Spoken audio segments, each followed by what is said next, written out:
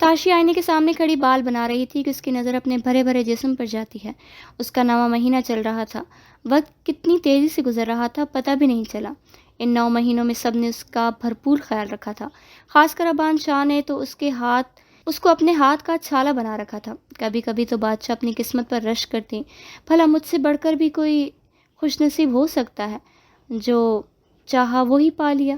ابان شاہ کی اس قدر دیوانگی دیکھ کر وہ اندر سے ڈرتی بھی تھی اور ہمیشہ اللہ سے دعا کرتی تھی کہ ان کی خوشیوں کو کسی کی نظر نہ لگے، اور پھر جو اللہ کے قریب ہو، دوسروں سے مانگنے کی بجائے صرف اللہ پر کامل یقین رکھتا ہو، بھلا مشکل میں اللہ سبحانہ و تعالیٰ سے کیسے اکیلا چھوڑ سکتا ہے۔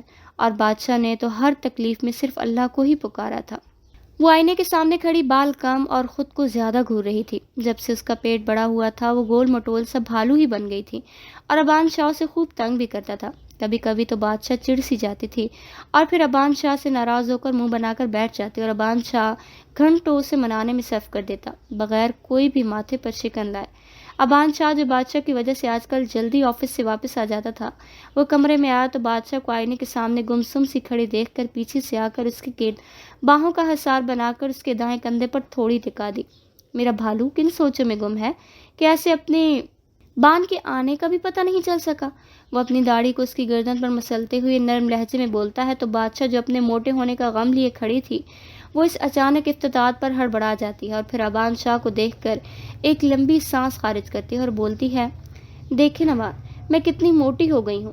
وہ برے برے منہ بنا کر بچوں کی طرح شکایت کرنے لگتی ہے۔ ابان شاہ ہولے سے مسکراتے ہیں اور پھر ایسے اس سے ہاتھ پکڑ کر بیڈ پر بٹھاتا ہے اور کنگھا لے کر خود اس کے لمبے سیاہ گھنے بالوں میں نرم پیار سے پھیرنے لگتا ہے۔ اتنے لمبے بال بھی ابان شاہ کی پسند پر ہی رکھے تھے۔ بادشاہ، کس نے کہا آپ موٹی ہو گئی ہیں؟ مجھے تو آپ ہر حال میں پیاری لگتی ہیں، اور رہی بات موٹے ہونے کی تو آپ یہ بھی تو دیکھیں، اللہ نے ایک بار پھر سے آپ کے قدموں تلے جنت رکھ دی ہے۔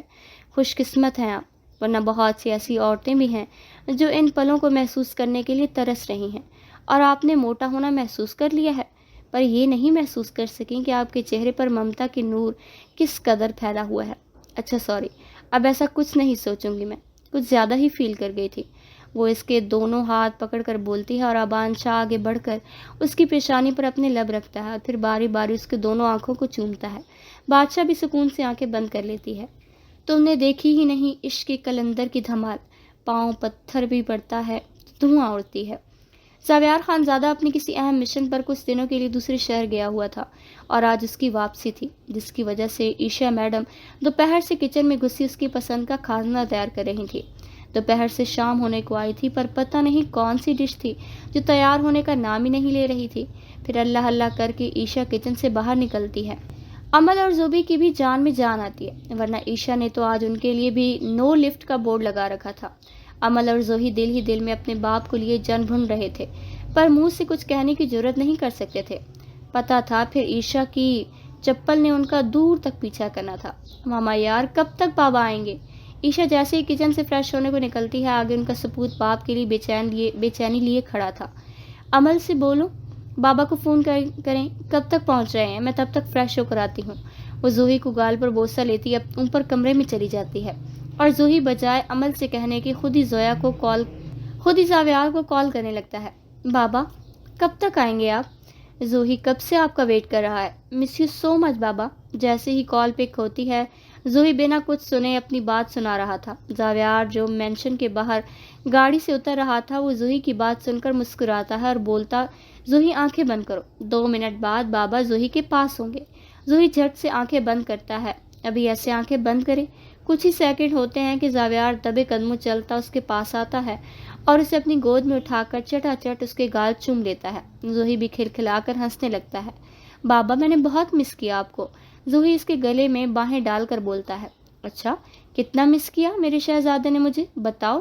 بابا کو اتنا سارا، وہ اپنے ننھے منھے ہاتھ پھیلا کر بتاتا ہے۔ عائشہ فریش ہو کر آئینے کے سامنے کھڑی ہلکا پھلکا میک اپ کر رہی ہوتی ہے جب کلک کی آواز سے ڈور کھلتا ہے اور زاویار خانزادہ اپنی بھرپور پرسنالٹی کے ساتھ کمرے میں داخل ہوتا ہے۔ عائشہ جو آنکھوں میں کاجل لگا رہی تھی، وہ وہیں سے نظر بھر کر پیچھے دیکھتی ہے تو زاویار کو دیکھ کر ایک پل سے اس کے ہاتھ تھم جاتے ہیں، دوسرے ہی پل وہ ناراضگی سے منہ موڑ لیتی ہے۔ زاویار مسکرا کر اپنی نک چڑی بیوی کو دیکھتا ہے اور آگے بڑھ کر اسے بازو سے پکڑ کر اپنی طرف گھماتا ہے اور کس کر کے اسے اپنے حصار میں لے لیتا ہے۔ یہ سب اتنی جلدی میں ہوتا ہے کہ عائشہ کو کچھ بولنے کا موقع ہی نہیں ملتا۔ مس یو سو مچ وائفی، وہ اس کے بالوں پر لب رکھتا دھیرے سے بولتا ہے۔ عائشہ جو سکون سے آنکھیں مودے اس کے سینے سے لگی ہوتی ہے، زاویار کے دھیرے سے بولے گئے ایک جملے پر ہی لال سرخ ہوتی چلی جاتی ہے۔ زاویار اس کے بالوں پر لب رکھنے کے بعد اس کا چہرہ اپنے ہاتھوں کے پیالے میں لیتا ہے اور بولتا ہے، ایک چہرہ جو میرے خواب سجا دیتا ہے، مجھ کو میرے ہی خیالوں میں صدا دیتا ہے۔ وہ میرا کون ہے معلوم نہیں، لیکن جب بھی ملتا ہے وہ پہلو میں جگا دیتا ہے۔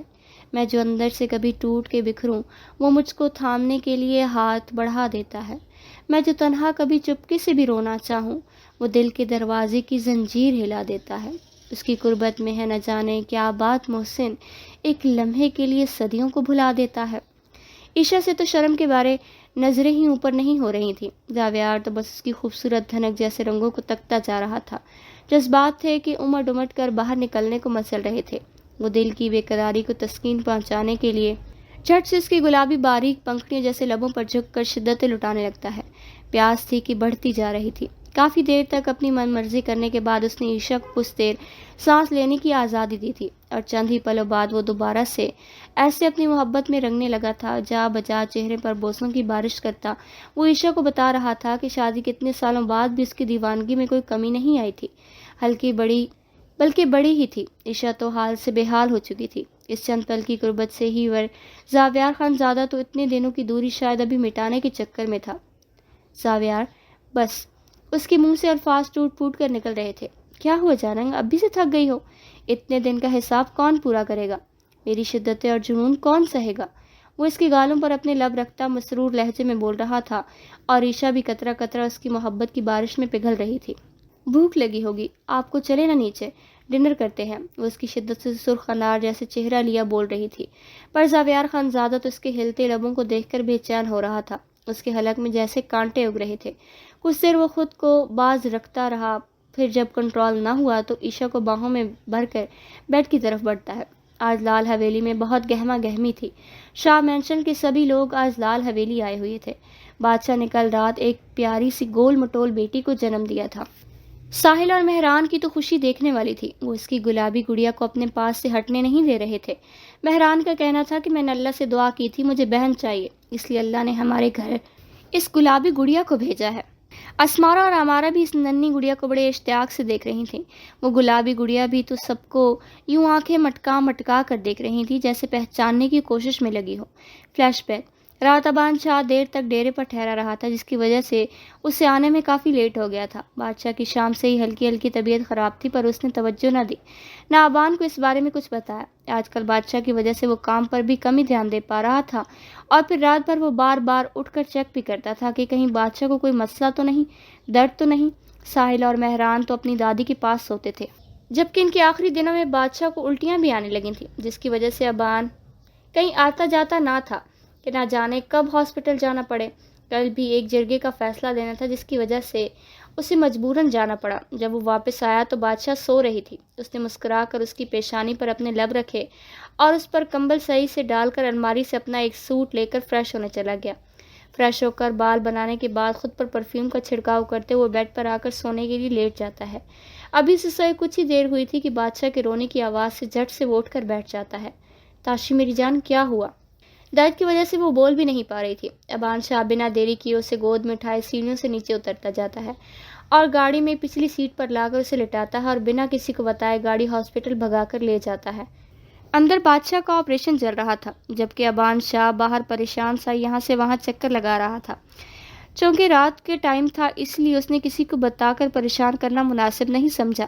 وہ تو یہ سوچ سوچ کر ہی پریشان ہو رہا تھا کہ اگر بادشاہ کو کچھ ہو گیا تو تقریباً 2 گھنٹے بعد نرس گلابی کمبل میں لپٹے ایک ننھے سے وجود کو لے کر باہر نکلتی ہے۔ مبارک ہو سر، بیٹی پیدا ہوئی ہے۔ ابان شاہ بے اختیار نم آنکھوں سے اوپر کی جانب دیکھتا ہے، جیسے عرش والے کا شکریہ ادا کر رہا ہو۔ میری وائف کیسی ہیں سسٹر؟ آپ کی وائف بالکل ٹھیک ہے ماشاءاللہ، نارمل ڈیلیوری ہوئی ہے تو صبح تک آپ ان کو گھر لے کر جا سکتے ہیں، نرس مسکرا کر جواب دیتی ہے اور اس ننھی گڑیا کو ابان شاہ کو پکڑا کر دوبارہ اندر چلی جاتی ہے۔ ابان شاہ اپنی گڑیا کی طرف دیکھتا ہے جو آنکھیں کھولے اپنے بابا کو بڑے غور سے دیکھ رہی تھی۔ ابان شاہ اسے اپنے سینے سے لگا کر اس کے گالوں پر باری باری اپنے لب رکھتا ہے اور دل ہی دل میں اللہ کا ایک بار پھر شکر ادا کرتا ہے جس نے اسے اس قابل سمجھا کہ ایسی بیٹی جیسی رحمت سے نوازا۔ بیٹیاں اللہ کی رحمت ہوتی ہیں، بیٹیاں سب کے مقدر میں کہاں ہوتی ہیں، گھر خدا کو جو پسند آئے وہاں ہوتی ہیں۔ بیٹی بھی تو جنت کی ضمانت ہے خدا کی، یہ بوجھ نہیں امانت ہے خدا کی۔ لال حویلی میں بھی ایک پرنور صبح کا آغاز ہو چکا تھا، ایسی صبح جو حویلی میں رہنے والے مکینوں کے لیے ایک نہایت بڑی خوشخبری اپنے ساتھ لے کر آیا تھا۔ حیا بیگم فجر کی نماز ادا کر کے اب قرآن پاک کی تلاوت کر رہی تھی، جبکہ اسرار شاہ اور ابرار شاہ مسجد سے نماز پڑھ کر واپس گھر آ چکے تھے۔ اسرار شاہ جیسے ہی کمرے میں آتے ہیں تو اس کے فون کی رنگ ٹون بجتی ہے۔ یا اللہ خیر، اتنی صبح صبح کس کا فون ہو سکتا ہے؟ اسکرین پر ابان شاہ کا نمبر دیکھ کر وہ جھٹ سے کال ریسیو کرتے ہیں اور آگے سے جو خبر ان کو سننے کو ملتی ہے وہ خوشی سے چہک اٹھتے ہیں۔ ہسپتال کا نام پوچھ کر وہ وہاں آنے کا بول کر وہ جیسی فون رکھتے ہیں جو حیا بیگم پوچھتی ہیں کہ کیا ہوا، سب ٹھیک ہے نا، اور کون ہے ہسپتال میں؟ ارے بیگم مبارک ہو، ہمارے گھر ایک اور تاشی آ گئی ہے، ابان شاہ کے ہاں بیٹی پیدا ہوئی ہے۔ رات گئے تاشی بیٹی کی طبیعت بگڑ گئی تھی تو ہمارا ابان اسے ہاسپٹل لے گیا اور صبح ہی تاشی ایک چھوٹی تاشی کو جنم دیا۔ یا اللہ تیرا شکر، وہ قرآن غلاف میں لپیٹے اللہ کا شکر ادا کر رہی تھی۔ چلو میں امینہ کو یہ خوشخبری سنا کر آتی ہوں، آپ جب تک مٹھائی کا بندوبست کریں، پھر سب مل کر ہاسپٹل جاتے ہیں۔ اس وقت شاہ خاندان پورا ہسپتال کے پرائیویٹ کمرے میں تاشی کے گرد گھیرا بنائے بیٹھے تھے۔ ساحل اور مہران تو اس ننھی پری کو اپنی گود سے نکلنے ہی نہیں دے رہے تھے۔ بابا، اس گڑیا کا نام میں رکھوں گا، مہران ابان شاہ کو متوجہ ہو کر بولتا ہے۔ اوکے میری جان، آپ ہی رکھ لیں نام، سب کے لیے آج کا دن بہت اچھا ثابت ہوا تھا اور اتنے سالوں بعد لال حویلی میں بیٹی کا وجود آیا تھا، بھلا کیوں کر نہ سب خوش ہوتے۔ بان، آپ نے حسالہ اور انوشی پھپھی کو بتا دیا؟ بادشاہ پوچھتی ہے۔ جی میری جان، ساتھ عیشا اور زوئی کو بھی، پر وہ سب شام تک حویلی میں ہی پہنچ جائیں گے۔ تھوڑی دیر تک میں ڈسچارج پیپر بنوا کر لاتا ہوں، پھر گھر چلتے ہیں۔ تو تاشی مسکراتے ہوئی سر ہلاتی ہے۔ تھوڑی دیر بعد ہی ابان شاہ ڈسچارج پیپر بنوا کر لے آیا تھا اور ان کو چھٹی ہو گئی تھی۔ بادشاہ کو لے کر ابان شاہ لال حویلی واپس آ گیا تھا۔ وہ لوگ کب سے تاشی کے روم میں بیٹھے اس گلابی گڑیا سے کھیل رہے تھے، وہ گڑیا بھی تو سب کو آنکھیں مٹکا مٹکا کر دیکھ رہی تھی۔ ساحل اور مہران نے الگ ہی جنگ چھیڑ رکھی تھی ننھی گڑیا کے نام کو لے کر، ابھی تک ان سے نام ہی فائنل نہیں ہوا تھا۔ ساحل بولتا تھا اس کا نام میرب رکھیں، جس کے معنی ہے جنت کے پھول، جبکہ مہران بول رہا تھا اس کا نام زمل ہونا چاہیے، معنی پردہ۔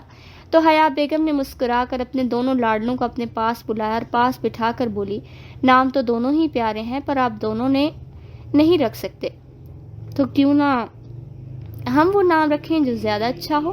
وہ کون سا دادو؟ ساحل اور مہران ایک ساتھ بولے تھے۔ اس سے پہلے کہ حیا بیگم بولتی، تاشی بول پڑی۔ مجھے لگتا ہے ہماری گڑیا کا نام میرب ہونا چاہیے۔ اپنے نام کے ساتھ ساتھ اسے ہمیشہ یہ یاد رہے گا کہ یہ جنت کا پھول ہے اور جنت کے پھول کو اچھائی اور نیکی کے راستے پر چلنا ہے، ہمیشہ، نہ کہ شیطانی کے راستے پر۔ سبھی اس نام سے متفق تھے۔ ٹھیک ہے، آج سے ہماری میرو ہوگی۔ ساحل اور مہران بھی بادشاہ کے پاس آ کر اس کے گلے میں باہیں ڈال کر خوشی خوشی بولتے ہیں تو سب ان کی اتنی جلدی مان جانے پر سکھ کا سانس لیتے ہیں۔ عیشا فریش ہو کر نکلتی ہے تو زاویار جو شیشے کے سامنے کھڑا بال بنا رہا تھا وہ ایک فلائنگ کس اس کی جانب اچھالتا ہے، جسے عیشا ایک گھوری مار کر اگنور کرتی ہے۔ بالوں پر ٹاول لیے وہ اپنا فون چیک کرنے لگتی ہے۔ ابان شاہ کی کالز دیکھ کر وہ حیرت زدہ ہوتی ہے، کیونکہ ابان شاہ اتنی کالز عام روٹین میں نہیں کرتا تھا۔ اس سے پہلے کہ وہ بیک کال کرتی، اس کے فون پہ انوشے بیگم کی کال آنے لگتی ہے۔ السلام علیکم ماما، کیسی ہیں آپ؟ وعلیکم السلام عیشا، کہاں بیزی تھی، کتنے فون کیے، یہ رکھا کس لیے ہوا ہے، اگر بر وقت کال نہیں سن سکتی ہو؟ انوشے بیگم بنا کچھ سنے عیشا کو اچھی خاصی سنا دیتی ہے۔ پاس کھڑا زاویار ہڑبڑا جاتا ہے، ویسے پتا تھا کہ اب اس کی بیگم ماں کا غصہ اس پر نکالے گی۔ عیشا غصے بھری نظر زاویار پہ ڈالے دوبارہ فون کی طرف متوجہ ہو جاتی ہے۔ کیا ہوا ماما، سب ٹھیک ہے نا؟ تاشی تو ٹھیک ہے نا؟ ابان لالا کی بھی کافی کالز آئی ہوئی تھی۔ ہاں سب ٹھیک ہے، مبارک ہو، خالہ بن گئی ہو تاشی۔ تاشی کے ہاں بیٹی پیدا ہوئی ہے، ہم لوگ شام کو جا رہے ہیں حویلی، آپ لوگ بھی آ جانا۔ ہلکے میں تو کہتے ہم زاویار کو بولو تمہیں اور بچوں کو یہاں چھوڑ جائیں، رات میں سب یہاں سے ہی چلے جاتے ہیں۔ کیا خیال ہے؟ سچی ماما، تاشی کے یہاں بیٹی ہوئی ہے؟ آپ کو بھی مبارک ہو ماما، بہت ساری۔ آپ سوچ بھی نہیں سکتی کہ میں کتنی خوش ہوں۔ اوکے ماما، میں تھوڑی دیر میں آپ کے یہاں آتی ہوں۔ ایسا بول کر وہ فون رکھتی ہے اور مسکراتی ہوئی بالوں سے ٹاول نکالے شیشے کے سامنے جا کر کھڑی ہوتی ہے۔ زوئی، مجھے اور بچوں کو ماما کے گھر ڈراپ کر دیں، ہم سب رات میں لال حویلی جا رہے ہیں، تاشی کے ہاں بیٹی ہوئی ہے۔ ایسے دیکھنے پر وہ مصروف سی بولتی ہے۔ زاویار تو اب کچھ بول بھی نہیں سکتا تھا، ماں کی بیگم ناراض نہ ہو جائے۔ اوکے میری جان، تیار ہو جاؤ، بچوں کو بھی کرو، پھر چھوڑ کر آتا ہوں۔ وہ جلدی سے کمرے سے نکل کر باہر جاتا ہے اور پھر ابان شاہ کو کال لگاتا ہے۔ آخر دوست تھا، مبارکباد دینا تو بنتی تھی۔ چلو بچوں، جلدی سے تیار ہو جاؤ، ہم نانو کے گھر جا رہے ہیں۔ عشا نکسک سے تیار ہو کر امل اور زوہان کی مشترکہ روم میں آتی ہے۔ ماما، آج تو بابا آئے نا، ہم آج کیوں جا رہے ہیں؟ زوہان معصوم سے منہ بنائے بولتا ہے تو عشا کے پاس آ کر اس کے گالوں پر ایک کس ہی کرتے ہوئے بولتی ہے، کیونکہ تاشی خالہ کے پاس ننھی ننھی سی گڑیا آئی ہے۔ جیسے امل آپ کی بہن ہے، ویسے اللہ نے ساحل اور مہران بھائی کو بھی بہن دی ہے۔ نانو اور مامی لوگوں کے ساتھ ہم لوگ بھی حویلی جائیں گے بہنا کو دیکھنے کے لیے۔ واہ، سچی ماما؟ تاشی خالہ کے پاس بھی گڑیا آئی ہے؟ امل بھی خوشی سے بیڈ سے چھلانگ لگاتی ہے، عشا اور زوہان کے ساتھ کارپٹ پر بیٹھ جاتی ہے۔ جی میری جان، تاشی خالہ کے پاس بھی آپ کی جیسی گڑیا آ گئی ہے، جیسے آپ میری گڑیا ہو۔ ماما، کیا ہم اس گڑیا کو اپنے گھر نہیں لا سکتے؟ وہ ہمارے گھر ہی رہے، میرے کھلونوں کے ساتھ بھی وہ کھیلے، زوہان بولتا ہے۔ ارے بدھو، وہ بہت چھوٹی سی ہوگی، وہ اپنی ماما کے بغیر نہیں رہ سکتی، جیسے ہم نہیں رہ سکتے اپنی ماما کے بنا۔ امل اپنے ہاتھوں پر ہاتھ مارتی اسے سمجھاتی ہے۔ او تو ایسا ہے، چلو جب وہ بڑی ہوگی نا تو ہم اسے لے آئیں گے اپنے گھر میں، پکا پکا۔ زوہی دور تک سوچ کر بیٹھا تھا، اور عشا کو تو وہ بات یاد آ جاتی ہے جب وہ تاشی کو بولتی ہے کہ اگر بیٹی ہوئی تو میرے زوہان کی دلہن بنے گی۔ ایک بھرپور سی مسکراہٹ عشا کے لبوں کو چھو جاتی ہے۔ شام کا وقت تھا، پوری حویلی کہکہوں سے گونج رہی تھی، بچے کھیل کود میں بزی تھے، مرد حضرات مردان خانے میں اپنی محفل لگا کر بیٹھے تھے، اور عورتیں سب بادشاہ کے روم میں رکھے صوفوں پر بیٹھی باتوں میں مصروف تھیں۔ اور اگر دیکھا جائے ننھی میرب کی طرف تو وہ تیار شیار ہوئی اس وقت عشا کی گود میں مزے سے لیٹی ہوئی تھی۔ زوہان تو میرب کو دیکھتا ہی اس کانچ سی گڑیا میں اس کا دیوانہ ہو گیا۔ ابھی بھی بڑی مشکل سے عشا نے ایسے ساحل اور اسمارا لوگوں کے ساتھ باہر بھیجا تھا۔ انوشے بیگم بھی واری صدقے جا رہی تھی۔ دونوں ماں بیٹی کے بادشاہ میں تو سب کی جان تھی ہی، اب میرب نے بھی سب کو اپنا دیوانہ کر لیا تھا۔ تاشی، یہ کتنی سافٹ ہے نا، اس کی آنکھیں دیکھو، بالکل تمہارے جیسی ہیں، موٹی موٹی، اور ناک بھی چھوٹا سا ہے، کتنی پیاری ہے میرو۔ عشا چاہے 2 بچوں کی ماں تھی، پر اس وقت وہ بالکل 12-13 سال کی بچی بنی ہوئی تھی۔ وہ بار بار میرب کے ہاتھوں پاؤں کو چوم رہی تھی، اور یہی بات اس ننھی گڑیا کو شاید اچھی نہیں لگی تھی۔ تبھی وہ گلا پھاڑ پھاڑ کر رونے لگی۔ عشا سے روتے دیکھ کر بکھلا گئی۔ عشو، اسے میرے پاس لاؤ، اسے لگتا ہے بھوک لگی ہے۔ بادشاہ بولتی ہے تو عشا اسے پکڑا دیتی ہے۔ بادشاہ کی گود میں جاتے ہی میرب چپ ہو جاتی ہے۔ عشا کی تو صدمے کے مارے پوری کی پوری آنکھیں ہی کھل جاتی ہیں۔ دیکھا عشو آپی، ہماری میرو ابھی سے کتنی چالاک ہے۔ حسالہ میرب کی طرف مسکرا کر دیکھتی ہے اور پھر عشا کو بولتی ہے، ہاں چالاک تو اس کی ماں باپ بھی ہیں، تبھی تو دیکھو اتنے سال بعد پھر سے بیبی آ گیا اور ہمیں خبر تک نہ ہوئی۔ عشا بادشاہ کی طرف آنکھ وینک کر کے بولتی ہے تو بادشاہ شرم سے سرخ ہو کر نظریں جھکا جاتی ہے۔ یوں باتوں ہی باتوں میں کھانے کا ٹائم ہو جاتا ہے۔ عشا اور حسالہ مل کر کھانا سرو کرتی ہیں اور پھر ہنسی خوشی کے ماحول میں سب مل کر کھانا کھاتے ہیں۔ اس کے بعد حسالہ سب کے لیے چائے بنا کے لے آتی ہے۔ بچے بھی موج مستی کر کے تھک گئے تھے، اس لیے سب سو چکے تھے۔ صبح اتوار تھا، اسکول سے چھٹی تھی تو سب حویلی ہی رک گئے تھے۔ جاویار کو بہت ضروری کام تھا، وہ کھانا کھانے کے بعد چلا گیا۔ وہاب شاہ اور امتشار شاہ بھی نکل گئے تھے، اور عورتوں نے اب اپنی محفل لگا لی تھی جو رات گئے تک جاری رہنے والی تھی۔ حسالہ اور انوشے بیگم بچوں کے ساتھ دوسرے دن واپس شاہ مینشن آ گئی تھیں۔ وہ الگ بات تھی کہ امارا اور اسمارا کا دل نہیں لگ رہا تھا ننھی میرب کے بنا، پر واپسی بھی ضروری تھی۔ اسمارا کے پیپر شروع ہو رہے تھے جس کے لیے ایسی تیاری کرنا تھی، اور امارا تو پھر اسمارا کے بنا رہ بھی نہیں سکتی تھی، اس لیے وہ لوگ واپس آ چکے تھے۔ امو، تاشی خالہ کی میرب کتنی پیاری ہے نا، بالکل ڈال کے جیسی، میرا تو دل کر رہا ہے کہ اسے بھی شاہ مینشن ہی لے آتی۔ اسمارا باہر لان میں جھولے پر بیٹھی امارا کو بولتی ہے، اور جیسے وہ تمہارے کھڑوس ہینڈسم ساحل لانے دیتا نا تمہیں۔ امو کی بچی، کتنی بار بولا وہ کھڑوس نہیں ہے، وہ بہت اچھے ہیں، میرا اتنا خیال رکھتے ہیں، اور امو تمہیں پتہ ہے وہ اسکول میں اپنا لنچ باکس بھی میرے ساتھ شیئر کرتی ہیں۔ اچھا بس کرو، पता मुझे, कितना अच्छा। खड़ूस। अमारा मुंह की जावे बिगाड़ती साहिल के बारे में बोल रही थी, जिससे साहिल अस्मारा के लिए भी अभी से कुछ गलत बर्दाश्त नहीं करता था। अस्मारा भी वैसे ही साहिल के बारे में मजाक भी बर्दाश्त नहीं करती थी। उनका ये जुनून उनको कहाँ तक लेकर जाने वाला था, इससे दोनों ही अनजान थे। अमारा, अस्मारा। अपनी माँ की आवाज़ सुनकर दोनों पीछे मुड़कर देखती हैं। यहाँ हस्साला उनके लिए फ्रेंच फ्राइज बनाकर लाती है, साथ ही केचप भी। चलो फिनिश करो जल्दी से, मैं दादू को चाय देकर आती हूँ। शाबाश। Okay mom. दोनों एक साथ बोलकर फ्रेंच फ्राइज खाने लगती हैं और हस्साला मुस्कुराते हुए दोबारा किचन की तरफ चली जाती है। हसीन रुत में गुलाब चेहरा, मुझे बताओ उदास क्यों हो। दिलों पे बीती हुई कहानी मुझे सुनाओ, उदास क्यों हो। जो रंजिशें दिल में पल रही हैं, मुनाफकत में जो ढल रही हैं, भुला के शिकवे मिटा के दूरी गले लगाओ, उदास क्यों हो। किताब दिल के हर सफ़े पे लिखा है हमने लफ्ज़ मोहब्बत, हमें हमारी वफ़ा के बदले सज़ा सुनाओ, उदास क्यों हो। फ़रेब खाना भी मशग़ला है, फ़रेब देना भी मशग़ला है, तो दिल के लुटने पे कैसा मातम, खुशी मनाओ, उदास क्यों हो। खैर तो है, आज जोई साहब बड़े शायर बने हुई हैं। ईशा जो अपनी और जोया की चाय लिए बाहर लॉन में आई तो जावियार मोबाइल पर कोई गज़ल लगाए सुन रहा था। अरे बेगम साहिबा, आप नहीं समझोगी हमारी उदासी, वो मासूम सी शक्ल बनाए बोलता है। ईशा उसकी नौटंगी अच्छी से समझ रही थी, तभी खिलखिलाकर हंसते हुए उसके सामने रखी कुर्सी पर बैठती है और दोनों हाथों का प्याला बनाकर अपना चेहरा टिकाते हुए पूछती है, अरे मेरी भोली ईशु, शुक्र करो देवदास नहीं बना, शायर ही है, गुजारा कर लिया। मैंने जावियार की आंखों में शरारत लिए बोलता है, अच्छा बताएं तो क्या हुआ है।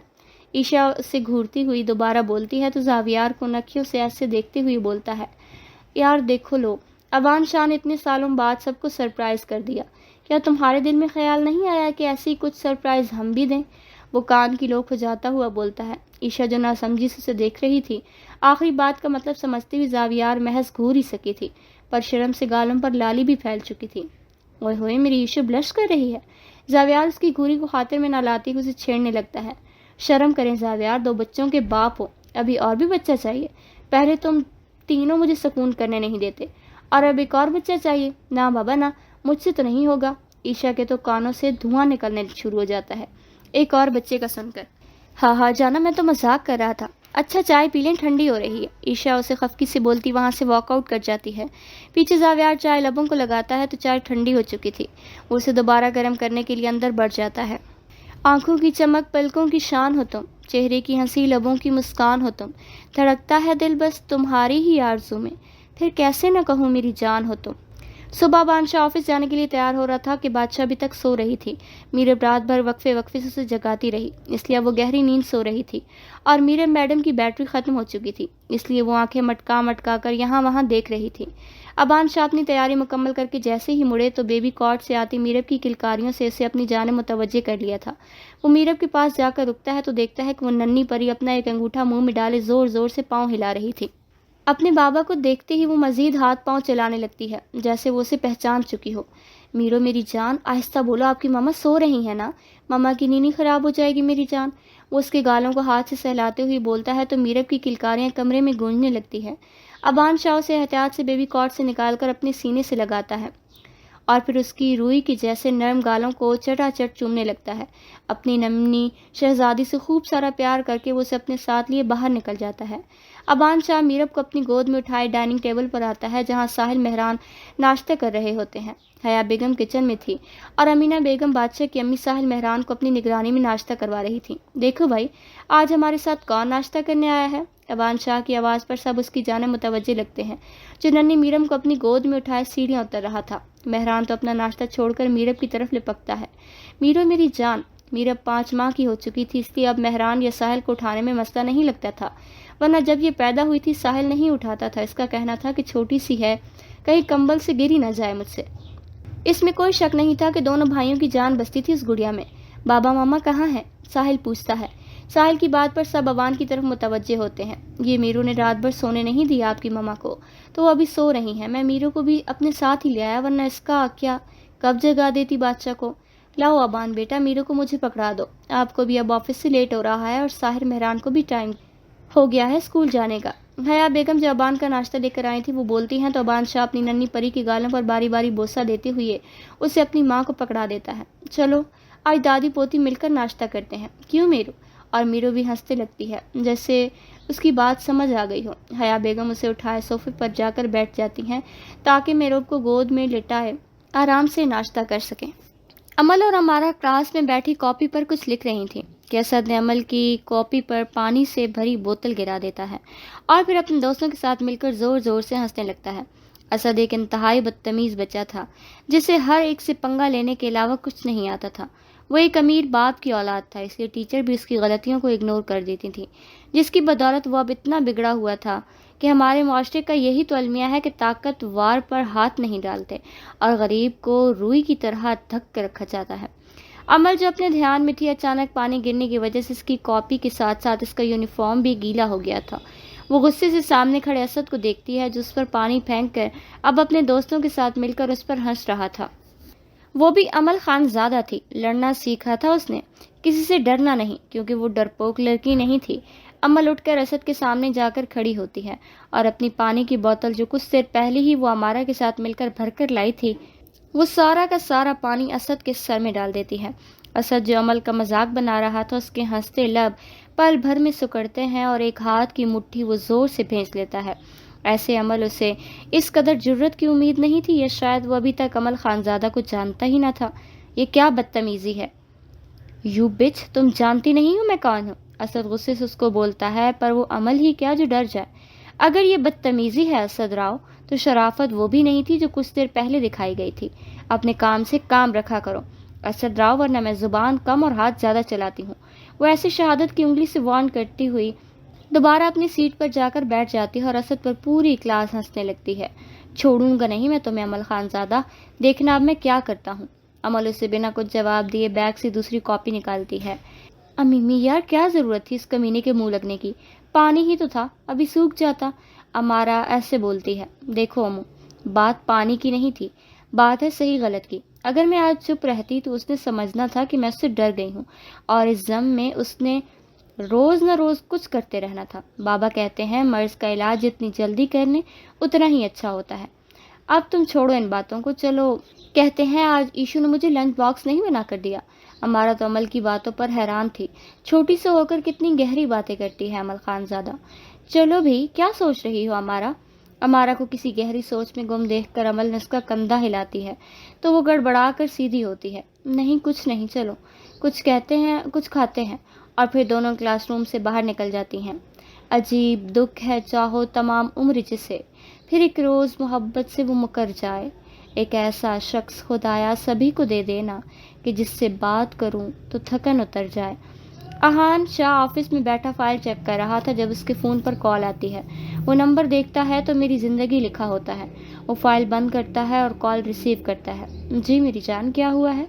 फ़ोन की दूसरी पार बादशाह के दिल ने बीट मिस की थी उसकी मेरी जान बोलने पर। क्यों किया? काम की वजह से कॉल कर सकती हूँ मैं। क्यों क्या काम की वजह से ही मैं कॉल कर सकती हूँ आपको? वो मुंह बसोरे बोलती है तो अबान शाह कुर्सी पर सर टिकाए हौले से मुस्कुराता है और बोलता है, नहीं तो आपका जब दिल चाहे बात कर सकती हैं मिसेस अयान शाह। ये बंदा नाचीज़ हर वक्त आपका दिलो जान से मुंतज़िर है। बादशाह खिलखिलाकर हंसने लगती है। अगर किसी औरत से वफा चाहते हो तो उसे वक्त दो, मोहब्बत दो, भरोसा दो और सबसे ज़्यादा अगर इज्जत दोगे तो वो औरत तुम्हारे लिए अपनी जान तो दे देगी मगर कभी बेवफाई नहीं करेगी। सुबह आप मेरे उठने से पहले ऑफिस आ गए थे तो मैंने सोचा अभी बात कर लूँ। अच्छा, तो मतलब मेरी जान मिस कर रही थी मुझे? जी हाँ, यही समझ ले, वो भी झट जवाब देती है। स्टोरी 18 साल बाद की। ये मंजर सुबह फजर का था जहाँ इस मैंशन में रहने वाली मीठी नींद ले रहे थे। वहीं इस मैंशन में एक कमरा ऐसा भी था जहाँ एक हिजाब में लिपटी बावजू होकर अपने रब की बारगाह में सर झुकाए हुए थी। वो नहायत तवज्जो और दिल से नमाज पढ़ने में मशगूल थी। उसने नमाज के बाद सलाम फेरा तो अपने साथ वाले बेड पर नज़र मारी तो वहाँ भी एक नफूस सर से पैर तक चादर ओढ़े सो रहा था। उसने वापसी नज़रें जाए नमाज पर टिकाई और दुआ के लिए हाथ उठाए। अल्लाह से राज व न्याज करने के बाद वो जाए नमाज इकट्ठा करके रखती है और शेल्फ पर कुरान पाक निकाल कर उसकी तिलावत करने लगती है। कुछ देर बाद वो कुरान पाक को गलाफ में लपेट कर वापस शेल्फ पर रखती है और अपना हिजाब खोल देती है। वो इस वक्त सफ़ेद रंग की फ़्रॉक पहने हुई थी जिसकी चूड़ीदार बाजू थे। सफ़ेद फ़्रॉक के साथ सफ़ेद पाजामा पहने ऊपर से नमाज पढ़ने का तो वो कोई हूर ही लग रही थी। बालों का मैसी सा जूड़ा बनाए, सर पर अच्छी तरह से दुपट्टा ओढ़े वो सुबह की ताज़ा हवा खाने के लिए मैंशन के बने गार्डन में चली आती है। सुबह सुबह गार्डन में फूलों और घास पर शबनम के कतरे देखने वालों की आंखों को ठंडक पहुंचा रहे थे। वो अपनी चप्पल उतारे नंगे पांव घास पर चहलकदमी करने लगती है। काफ़ी देर वो वहीं ताज़ा हवा खाती रही थी। इम्तिशाल शाह जो नमाज पढ़कर वापस घर आया था, गार्डन में खड़ी अपनी प्रिंसेस को देखते हुए वहीं आ गया। अस्मारा प्रिंसेस, क्या कर रही हो इतनी सुबह सुबह? अस्मारा जो फूलों की क्यारियों पर झुकी एक सुर्ख रंग का फूल पकड़े उसकी खुशबू सूंघ रही थी।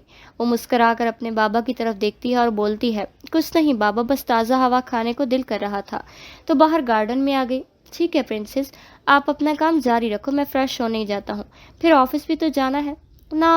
अम्मू उठी हैं? अम्मू उठी कि नहीं अभी तक? वो जाते जाते पीछे मुड़कर अस्मारा से पूछते हैं। आपको इसका तो पता है बाबा, सारा दिन ऑफिस में सर खपाने के बाद रात गए कमरे को भी अपना ऑफिस समझकर काम करती रहती है। अभी इतनी जल्दी कहाँ वो उठने वाली? अस्मारा हंसती हुई बोलती है तो इम्तिशाल शाह सर हाँ में हिलाते अंदर की तरफ बढ़ जाते हैं और अस्मारा दोबारा फूलों से अटकलियाँ करने लगती है। अब आते हैं लाल हवेली के मकीनों की तरफ। तो ये सुबह 7 बजे का टाइम था, जहाँ डाइनिंग टेबल पर मीरब मैडम के रोज़ की तरह आज भी ड्रामा शुरू था। घर भर की लाडली मीरो 18 साल मीरब अबान मुंह बसोरे बैठी 18 साल के होने के बावजूद भी वो इस 12 साल बच्ची ही थी। हवेली वालों की तो जान थी उसमें। यही वजह थी कि वो अपनी उम्र से बहुत कम समझदार लगती थी। साहिल और मेहरान ने तो उसे बड़ा होने ही कब दिया था।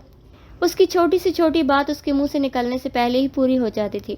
जहाँ इतना प्यार वो लोग करते थे, वहाँ गलत सही की भी उसे अच्छे से सिखा दिया था। उनके लाड प्यार का गलत फ़ायदा कभी मीरब ने भी नहीं उठाया था।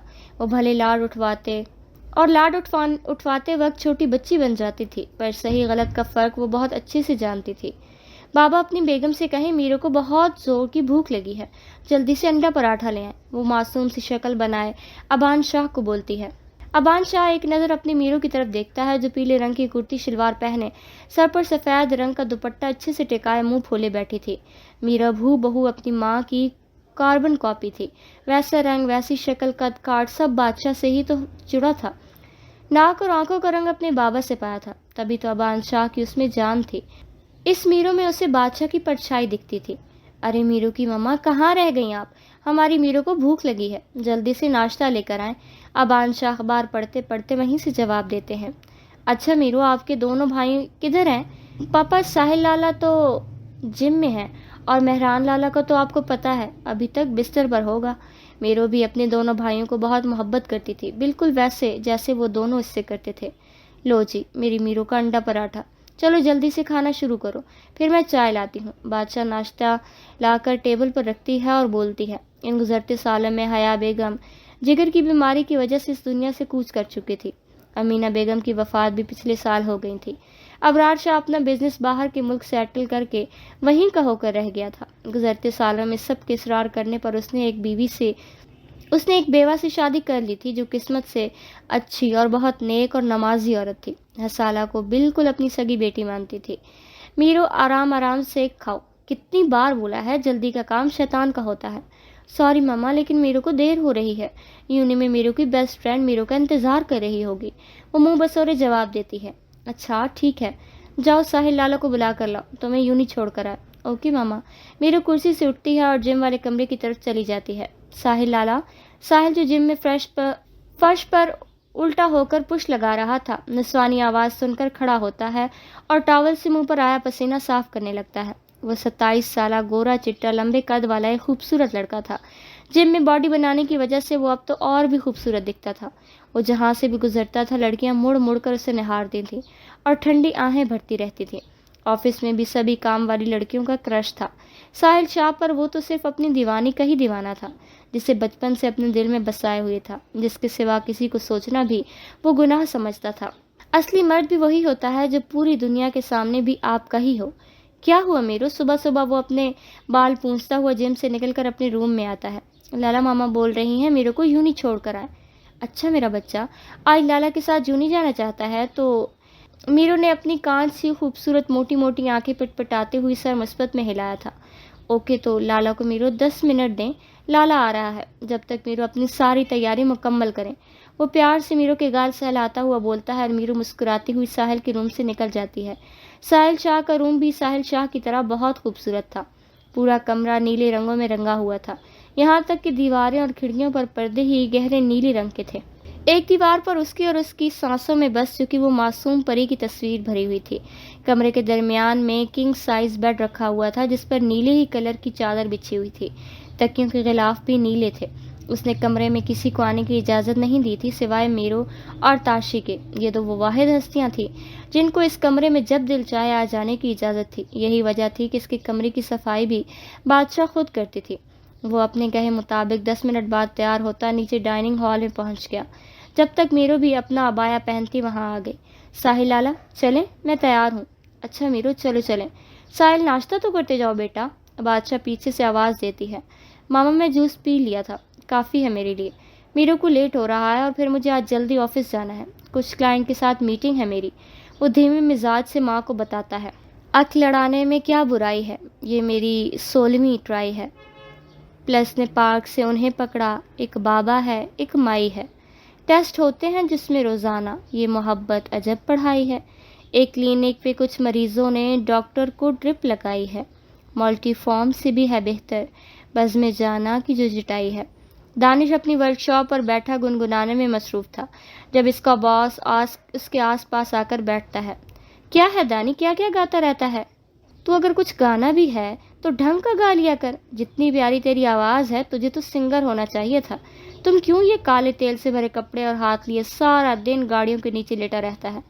उस्ताद यार बात पता है क्या है, जब मजबूरियां इंसान को घेरा डाल लेना तो कोई भी काम मिल जाए करना ही पड़ता है। और अभी तो मैं सिर्फ गाड़ियों के नीचे लेटा हूँ, कम से कम एक जगह पर तो हूँ।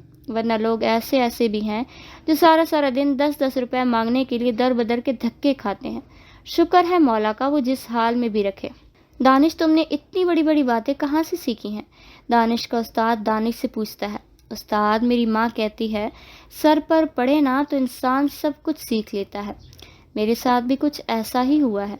मैं अपने माँ बाप की इकलौती औलाद हूँ। मेरे वालिद जब जिंदा थे ना तो चाहे हम गरीब ही सही पर मेरी हर ख्वाहिश पूरी किया करते थे। सच कहा किसी ने, अयाशी तो बाप के पैसों से होती है, अपने पैसों से तो खर्चे भी पूरे नहीं होते। बाप मर गया, माँ बेवा हो गई। मेरे ददियाल वालों ने माँ को बेकार चीज़ की तरह उठाकर फेंक दिया। मेरी माँ की दुनिया में मेरे सिवा कोई नहीं था। लोगों के घरों में बर्तन मांझ कर मुझे पढ़ाने लगी और एक दिन माँ को पता चला कि वो पेट से हैं। एक जान पल रही है। मैं 12 साल का था तब मेरी बहन पैदा हुई। बस तब से पढ़ाई छोड़ छाड़ कर माँ और बहन का सहारा बन गया। नम आंखों से वो अपना माजी बताकर जा चुका था, पीछे उस्ताद को गहरी सोचों में घेरा छोड़कर। मीरू जैसे ही यूनी का गेट क्रॉस करती है सामने ही आजमारे काले अबाए में मलबूस खड़ी उसका इंतजार कर रही थी। मीरू भागकर आजमारे के गले लगती है। मीरू इतनी देर कौन लगाता है यार, मुझे लगा आज आप नहीं आएंगी। यूनी आजमारे खफकी से बोलती मुंह दूसरी तरफ कर लेती है। सॉरी अजी मेरी जान, मेरी प्यारी सहेली। सच्ची मेरे तो सुबह से तैयार थी। पहले मामा ने नाश्ता लेट दिया और फिर लाले ने लेट करवा दिया। वो अपनी सफाई देती दोनों कानों को पकड़े आजमारे को मनाने की कोशिश कर रही थी। आजमारे और मीरू एक ही क्लास में पढ़ती थी। आजमारे से मीरू की दोस्ती को 6 माह हो चुके थे, लेकिन लगता यूं था कि जैसे बरसों से जान पहचान हो। आजमारे एक मिडिल क्लास घराने से ताल्लुक़ रखती थी। वो यूनी में स्कॉलरशिप पर पढ़ रही थी जहाँ सिर्फ अमीर तरीन लोगों के बच्चे ही पढ़ते थे। दूसरे की निस्बत आजमारे फैशन नहीं बल्कि सादगी से यूनी आती थी। अबाया पहने तीखे तीखे नए नक्श वाली आजमारे मीरू को पहले दिन से ही पसंद आ जाती है। बस फिर क्या, हमारी मीरू ने पूरी क्लास को छोड़ आजमारे से दोस्ती की जो दिन ब दिन मजबूत होती जा रही थी। दोस्त को दौलत की निगाह से मत देखो, वफा करने वाले दोस्त अक्सर गरीब होते हैं। असमारा हसाले के साथ दोपहर का लंच तैयार करवाने के बाद फ्रेश होने ऊपर कमरे में आती है तो हमारा जो ब्लैक ढीले ढाले ट्राउज़र पहने कानों में हेडफोन लगाए गाने सुनने के साथ साथ बड़े मज़े से फेस मास्क लगाए सोफे पर आंखें मूंदे लेटी हुई थी। असमारा आगे बढ़कर उसके कानों से हेडफोन निकाल देती है। क्या मिस? आगे की बात अमारा के मुंह में ही रह जाती है कि जब वो असमारा को देखती है जो काले रंग के लॉन्ग फ्रॉक पहने लंबे घने बाल कैचर में बांधे ऐसी घूरी से नवाज रही थी। अमारा तुम कब बड़ी होगी? बिजनेस वूमेन बन चुकी हो पर अकल से अभी भी पैदल हो। असमारा उस पर तंज के तीर बरसाए सामने सोफे पर जाकर बैठ जाती है। اب میں نے کیا کر دیا ہے اسمارا یار، تمہیں نہیں پتا ماما کے ساتھ کام بھی کروانا ہوتا ہے، وہ اکیلی لگی رہتی ہیں سارا دن۔ اسمارا میری بہن، تم کس مرض کی دوا ہو، تم ماما کی ہیلپ کروا دیا کرو یار، مجھ سے نہیں ہوتے یہ گھر کے کام کاج۔ مکتائے لہجے میں جواب دیے دوبارہ آنکھیں بند کر لیتی ہے، جس کا مطلب صاف تھا، ایسے اب کوئی اور بات نہیں کرنی تھی اس بارے میں۔ اسمارا بھی اپنے کپڑے لیے فریش ہونے چلی جاتی ہے۔